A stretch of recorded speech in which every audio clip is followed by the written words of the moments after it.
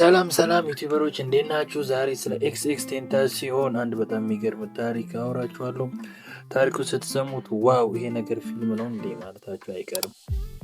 ለመሆኑ ኤክስ እና የልብ ጓደኛው ስኪ ማስክ እንዴት እንደተገናኙ ታውቃላችሁ? እነዚህ ሁለት እብድ አርቲስቶች የተገናኙት ስቱዲዮ ውስጥ ወይም ኮንሰርት ላይ አይደለም። የተገናኙት እስር ቤት ውስጥ ነው። አዎ ሰምታችኋል፣ እስር ቤት ውስጥ ነው። የወጣቶች ማደሪያ እስር ቤት ውስጥ።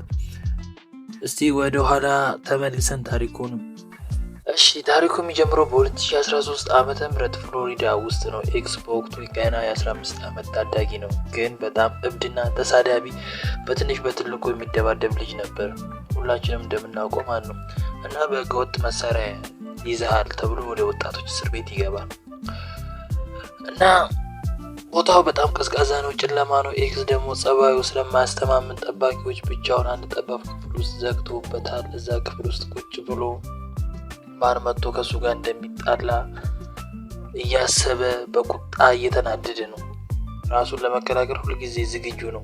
በዚህ ጭንቀትና ጭጋግ ውስጥ ያለ ነው ያ ጃሴን ወደ ኤክስ ቴንታሲዮን የቀየረው ትልቅ ክስተት የተፈጠረው። ድንገት የክፍሉ በር ይንኳኳል። ጠባቂዎቹ ሌላ አዲስ እስረኛ ወደ ክፍሉ እየገፉ ያስገባሉ። ይህ አዲስ የመጣው ልጅ ረጅም ነው፣ ሰንሰለት አለው፣ እይታው ራሱ ለየት ይላል። ማን ቢሆን ጥሩ ነው? አዎ ስኪ ማስክ። ዋው! እዚህ ጋር ነው እንግዲህ ነገሩ የሚገርመው። ኤክስ ራሱ በቃለ መጠይቁ ላይ እንዲህ ብሎ ነበር። ክፍል ውስጥ ገብቶ አልጋው ላይ ቁጭ አለ። እኔም አየሁት፣ እሱም አየኝ። እኔ እዛ ውስጥ በጣም ቦስ ነበርኩ፣ ሁሉም ይፈሩኝ ነበር። ግን ይሄ ልጅ ምንም ግድ አልሰጠውም፣ አልፈራኝም አለ። እስቲ አስቡት፣ ሁለት እሳት የሆኑ ወጣቶች በአንድ ጠባብ ክፍል ውስጥ ተፋጠዋል። አየር ላይ ያለው ድባብ ራሱ አሁን ሊደባደቡ ነው ያስብላል። ግን ይገርማችኋል፣ የሆነው ነገር ፍጹም ተቃራኒ ነው። ደቂቃዎች አለፉ። ሁሉም መነጋገር ጀመረ። ጨዋታው እየሞቀ ሁለቱም መነጋገር ጀመሩ። ጨዋታው እየሞቀ ሲሄድ ስለ ሙዚቃው ማውራት ጀመሩ። ስኪ ማክስ ዝም ብሎ ፍሪስታይል ወይ ደግሞ የራፕ ግጥም ማድረግ ሲጀምር ኤክስ አፉን ከፍቶ ቀረ።